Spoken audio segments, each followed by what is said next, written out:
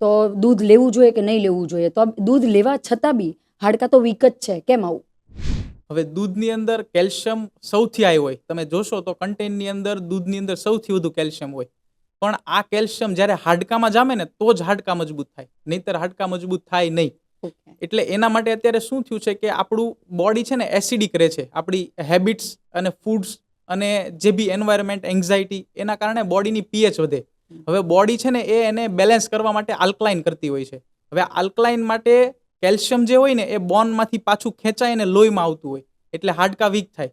હવે જે બી તમે કેલ્શિયમ લ્યો છો એ આંતરડામાંથી લોહીમાં જાય છે પણ ડિપોઝિટ નથી થતું. અને આવું જ કેલ્શિયમના કેસો છે ને જ્યારે ઓલ્ડ એજ થાય, 40 કે ઉપર એજ આવે, ત્યારે તમે કેલ્શિયમની દવા પણ લેતા હો છો. તો આ કેલ્શિયમ છે ને એ બે જગ્યાએ ડિપોઝિટ થાય, કાં તો હાડકામાં અને કાં તો હાર્ટની નળીમાં. એટલે આવા કેસ અમારા પાસે ઘણા બધા હોય કે જેને હાર્ટની નળીમાં કેલ્શિયમના બ્લોકેજ હોય, અને આ કેલ્શિયમના બ્લોકેજથી એમને શ્વાસ ચડવો, છાતીમાં દુખાવો, એ બધી જ તકલીફ થતી હોય છે.